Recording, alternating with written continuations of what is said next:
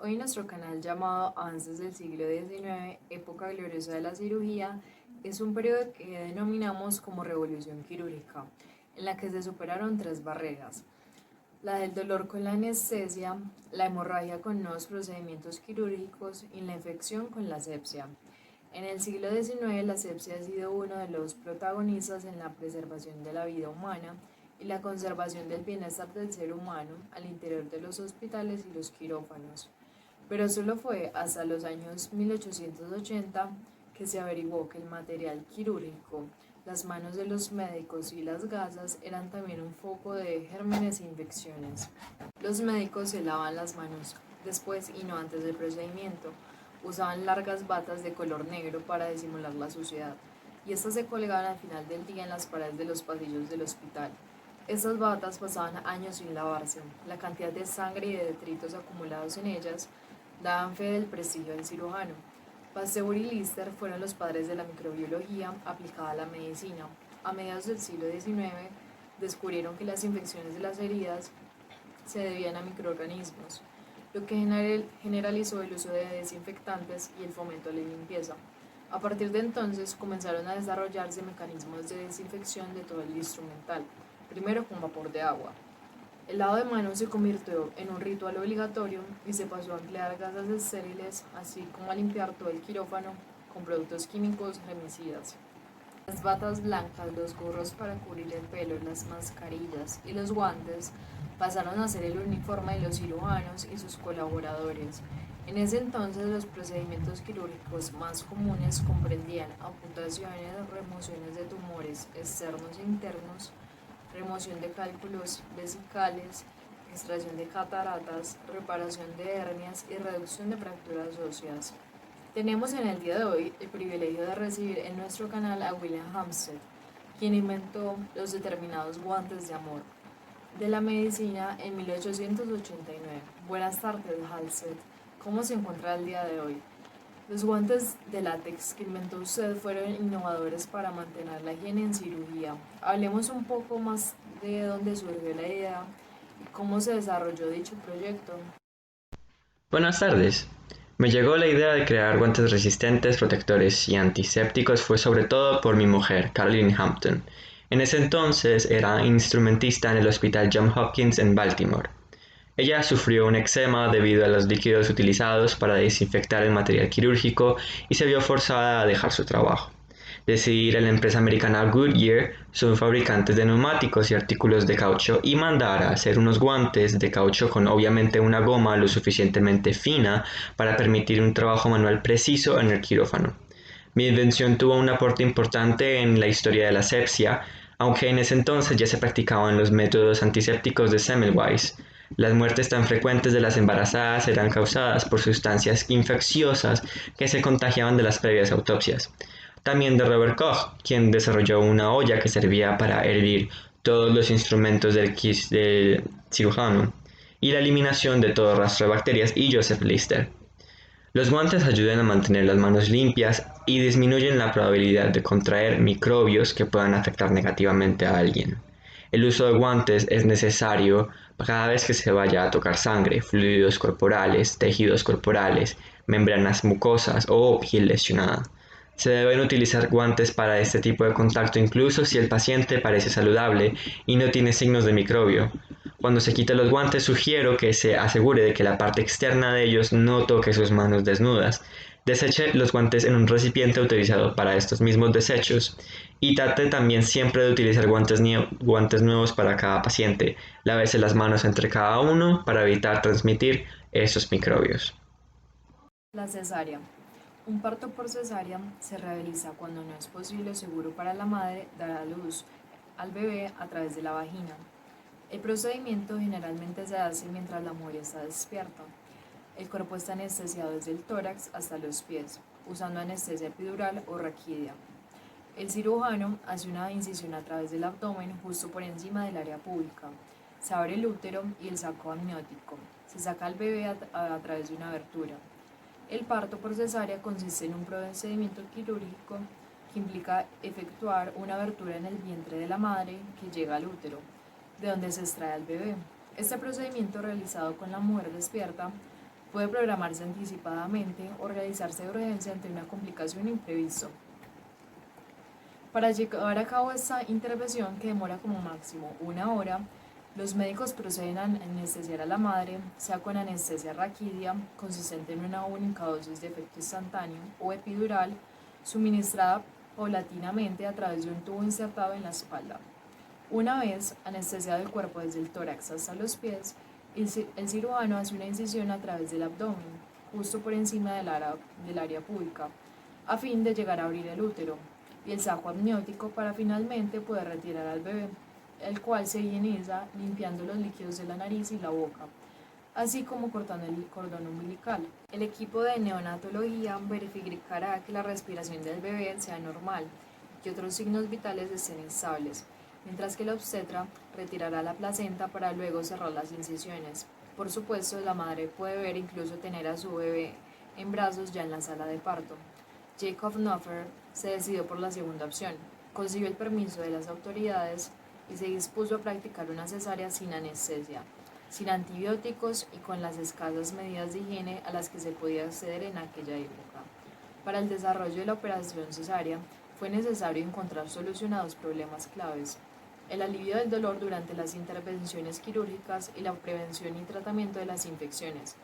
Los pilares de este procedimiento son el uso de cloroformo en la obstetricia, el reconocimiento de la causa de la fiebre puerperal y el descubrimiento de la existencia de las bacterias y su participación en las infecciones, y la introducción del tratamiento aséptico en el campo operatorio. El primer dato que se tiene de una mujer que sobrevivió a una cesárea fue en Suiza en 1500. Se cree que Jacob Knopfler, un castrador de cerdos, le hizo esta operación a su esposa tras un trabajo de parto prolongado. Parece ser que la mujer tuvo 5 partos de manera espontánea. Trautmann, en Alemania, la empleó en 1610, en otro caso en el que sobrevivió la madre, pero estos fueron unos casos raros, la mayoría de veces. El procedimiento tenía una alta mortalidad. En los siglos XVII y XVIII se refirieron otros casos, pero la operación cayó en descrédito a causa de su elevada mortalidad. El marido, después de implorar el auxilio divino y de cerrada cuidadosamente la puerta, coloca a su mujer encima de una mesa y le abre el abdomen, como se hace para los cerdos, y supo hacerlo con tanta destreza que ya el primer corte se pudo extraer al niño sin ninguna lesión. 11 comadronas que estaban cerca de la entrada, sintiendo los bajidos del niño, intentando entrar con todos los medios, pero no fueron admitidas antes de que se limpiase el niño y se suturase la herida abdominal, según costumbre veterinaria. La madre y el niño sobrevivieron al dramático evento, y con una asombrosa capacidad de recuperación, la mujer pasó por otros 5 partos naturales y el hijo sobrevivió hasta cumplir los 77 años. Vamos a recibir al Dr. Billroth, padre y creador de la moderna cirugía gástrica, el cirujano más atrevido y también más famoso de Viena, incluso de la Europa Central, quien extirpó por gastrectomía de manera exitosa por primera vez los tumores del estómago. Buenas tardes, muchas gracias por recibirme. Para ponerlos un poco en contexto, los tumores malignos del estómago son sumamente frecuentes. Son carcinomas sarcomatosos epiteliales que conducen a la muerte en poco tiempo, ya sea por obstrucción de la entrada o salida del estómago, por la abertura de un vaso, por la del peritoneo o bien por extensión a los órganos vecinos. Puesto que esos tumores son mortales, los clínicos se han ocupado muy poco de ellos. Dado el estado actual de la ciencia, se considera imposible una intervención quirúrgica. En lo que a nosotros se refiere, nos hayamos negado siempre a intervenir con el fin de extirpar tales tumores. Pero un día, Beaumont se atrevió a abrir la pared abdominal de un paciente. Desafortunadamente, quedó abierta una fístula que dejó el estómago en comunicación con el exterior. Esta fístula no volvió a cerrarse nunca, pero gracias a aquella abertura pudo efectuar año tras año experimentos que aclararon por primera vez los secretos hasta entonces ocultos de los jugos gástricos. Empecé la operación la mañana del 29 de enero. Previamente había hecho vaciar y lavar el estómago de la enferma llamada Ellen Meller, a la que había habituado a lavativas de peptona a fin de alimentar artificialmente con estas una vez terminada la operación. Empecé la operación previa anestesia con morfina y todo marchó con la exactitud de un metrónomo. Había reducido el tamaño de la herida del estómago al del intestino mediante una sutura de oclusión y unido después ambas heridas.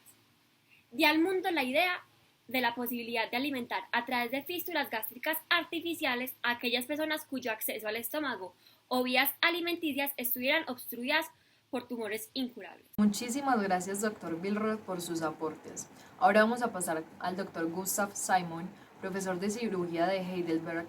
Usted extirpó por primera vez un riñón humano con resultados satisfactorios y restituyó a la vida normal a su paciente, que parecía condenada sin remedio al mal vivir. Tal hecho produjo en la sociedad algo así como la impresión de que se habían rozado los límites de un intento de homicidio. Para ponerlos un poco en contexto, una de las primeras literaturas que trataba de explicar las enfermedades renales fueron los escritos de Hipócrates.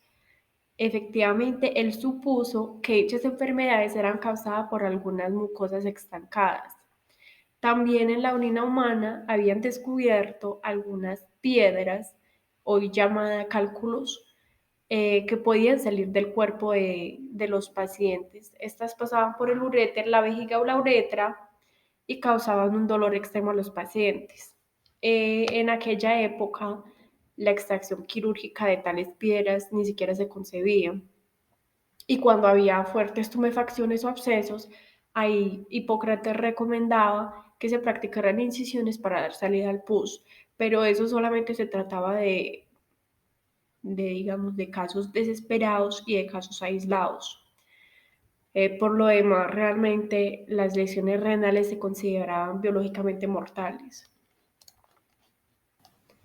Fue hasta el siglo XIX que las operaciones en las afecciones renales se habían limitado a la exploración de algunas heridas en la región lumbar.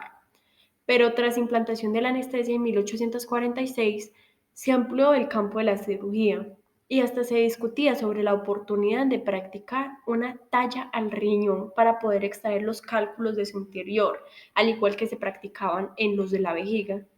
Se tenían dudas si se podría sobrevivir con un solo órgano al extirpar el otro, aunque ya se conocía desde el siglo XVII por autopsias realizadas por Berenguer o por Perini, la existencia de personas monorrenas, que era congénito o también por destrucción de uno de los dos riñones.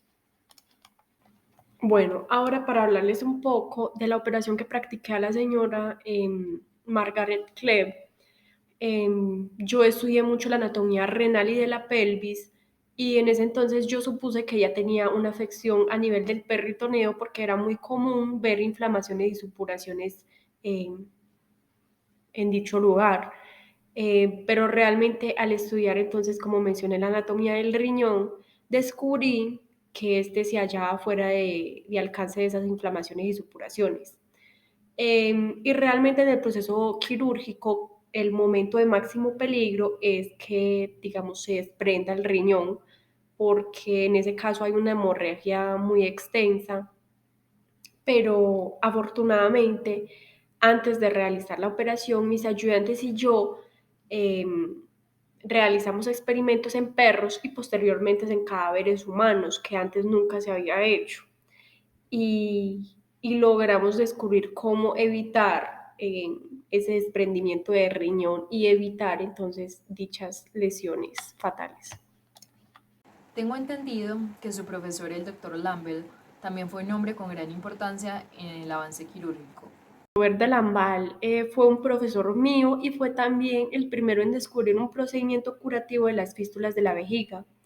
Las fístulas obstétricas es una formación de un orificio entre el canal del parto y la vejiga, y en ese entonces eran relativamente frecuente, visto que la asistencia a las mujeres embarazadas era muy imperfecta y se producían también muchos desgarros por el parto, claro. Y años antes del descubrimiento de la anestesia, tras cuidadosos estudios anatómicos, consiguió cortar los tejidos que rodeaban la fístula obstétrica y también había estudiado, digamos, la tonicidad muscular de la zona de la operación para poder situar suturas de forma que apenas se pudieran desplazar por movimientos de tensión muscular. Pasemos al doctor Ludwig Wren, uno de los primeros operadores de la enfermedad de Basedow, de las enfermedades del esófago que se tenían por inoperables. Pero hoy no vamos a hablar de sus operaciones de esófago.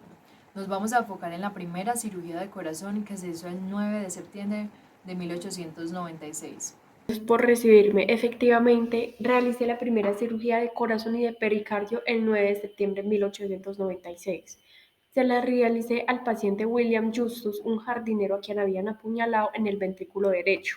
En ese entonces yo estaba de viaje y lo atendió mi asistente Siegel.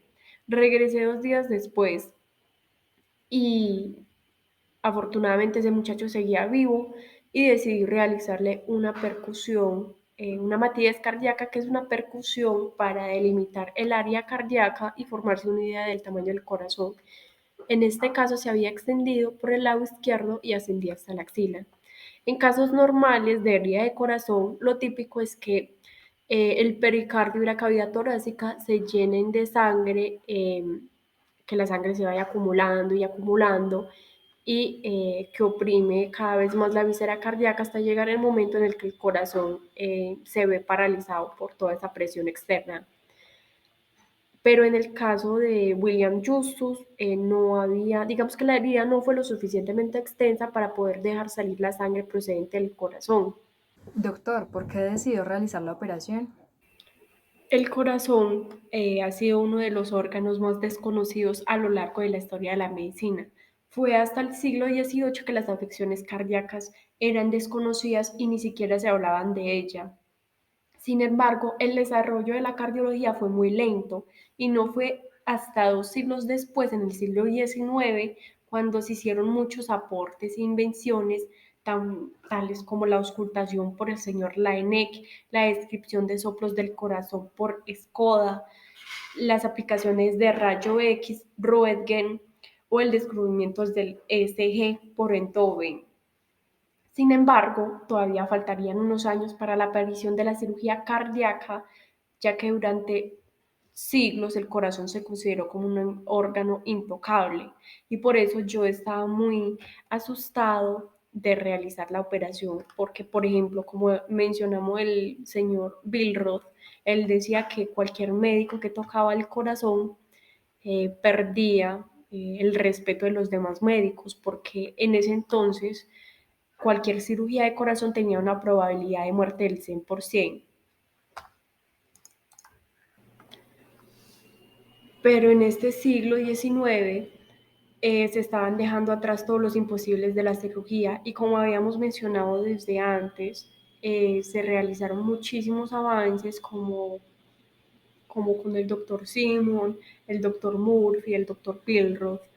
Y en el caso de Justus, la muerte era cierta de todas formas y decidí apostar por la vida del paciente. La operación fue exitosa. Yo esperaba el momento de la diástole para poder suturar al paciente y realmente 2 horas más tarde él ya estaba descansando en su cuarto. El 10 de septiembre recobró el conocimiento por primera vez. El pericardio cicatrizó sin complicaciones y aunque tuviera de vez en cuando soplos cardíacos, estos se normalizaron con el tiempo. Usted mencionó que fue el primer cirujano en realizar una cirugía exitosa de pericardio y corazón, pero tengo entendido que el señor Williams realizó una operación similar. ¿Es esto cierto? Claro, los primeros logros de la cirugía cardíaca se produjeron en la década de los 40. En esa época, el señor Gras realizó con éxito el cierre de un conducto arterioso persistente en un niño. Poco después se abordarían otras cardiopatías con éxito. También el señor Daniel Hell Williams realizó la primera cirugía de pericardio, eh, diferente de mi cirugía que me tocó realmente el ventrículo derecho del paciente. Y esa cirugía no tuvo relevancia histórica porque a pesar de que el señor Williams fuera cirujano jefe del Friedman Hospital de Washington, un hombre muy culto, era un hombre negro y sus aportes no fueron tomados en serio por los demás médicos. Gracias, doctor Ren. Vamos a pasar al doctor John Benjamin Murphy, médico y cirujano abdominal estadounidense. Cuéntenos, ¿cómo eran las intervenciones quirúrgicas antes de sus aportes. Buenas. La inflamación de la zona del epigastrio derecho se conocía desde mucho tiempo y había matado a millones de personas porque con mucha frecuencia había originado una perforación del intestino a la que había seguido una peritonitis mortal, o sea, una acumulación de pus en el vientre. Los laxantes, que en las afecciones de este tipo se solían administrar en la mayor parte de los casos, no hacían otra cosa que empeorar la dolencia, pues provocaban movimientos excesivos en los intestinos y también, se aplicaban supuestamente para evitar estancamientos. De la misma manera, también se prescribía el opio para aliviar los dolores y disminuir los movimientos del intestino. Tenemos entendido que hicieron un cambio de la terminología de la enfermedad. ¿Cuál es la diferencia entre peritonitis y apendicitis? Por perifitis se entendía una inflamación de la región del intestino ciego. Esta denominación se daba porque carecía de salida y los tejidos vecinos también. Peritiflitis significaba inflamación de la región del intestino ciego. Esta denominación fue singularmente desgraciada porque denotaba el efecto más que la causa de la dolencia. En América se había descubierto que las inflamaciones se originaban en el apéndice vermiforme y se extendía al intestino ciego. Por esto en América se había sustituido el nombre de peritiflitis por el de apendicitis. Dr. Murphy, usted hizo un importante discurso a la Sociedad Médica de Chicago en 1889. Háblenos al respecto, por favor. Claro. Encontré un apéndice en la primera fase del periodo inflamatorio y de formación de pus. Lo extirpé sin la menor dificultad, di de alta al paciente con la herida completamente cicatrizada y sin que el paciente sufriera ninguna molestia. En ese entonces, pues, había llevado a cabo por primera vez lo que hoy es norma corriente en el tratamiento de los casos de apendicitis, a saber, la operación inmediatamente después del primer síntoma de la enfermedad. Hasta el mes de noviembre de 1889, entre Chicago y sus alrededores había operado casi 100 casos de apendicitis. Dr. Murphy, usted alcanzó reconocimiento por defender la intervención quirúrgica temprana en la apendicitis. La cirugía abdominal no era tampoco práctica corriente para la inmensa mayoría de los médicos de entonces. Al menos no lo era en Estados Unidos. ¿Quién le mostró apoyo? He leído con mucha atención las declaraciones de Reginald Heber Fitz en 1886, profesor de anatomía patológica de la Harvard School y uno de los más eminentes representantes de la anatomía patológica europea. Fitz propuso el tratamiento quirúrgico de la apendicitis. Dicho tratamiento quirúrgico no debía limitarse a la abertura de los abscesos, que en el peor de los casos, sino que había que proceder a la extirpación radical del apéndice inflamado. Esto se tenía que hacer en una de las fases más prematuras posibles de tal inflamación. Hasta entonces la asepsia y la antisepsia no se habían impuesto todavía de forma definitiva, pero Fitz era un anatomista y los médicos cirujanos no le hicieron caso. Los cirujanos opinaban que carecía de sentido querer diagnosticar en pocas horas una apendicitis y luego operar a base de este diagnóstico apresurado. Pero después de mis múltiples operaciones exitosas, mis informes olvidados se volvieron tan convincentes que los cirujanos americanos se darían uno tras otro a mis puntos de vista relativos a la intervención radical y precoz. Había posibilidad de encontrar alguna vez un intestino ciego perfectamente sano a causa de un diagnóstico precoz erróneo, pero frente a esta mínima posibilidad de error, los éxitos obtenidos mediante ese tratamiento fueron revolucionarios. Muchas gracias a todos los doctores invitados en el día de hoy. Espero que sigan viendo nuestro noticiero Avances del siglo XIX. Que tengan un muy buen día.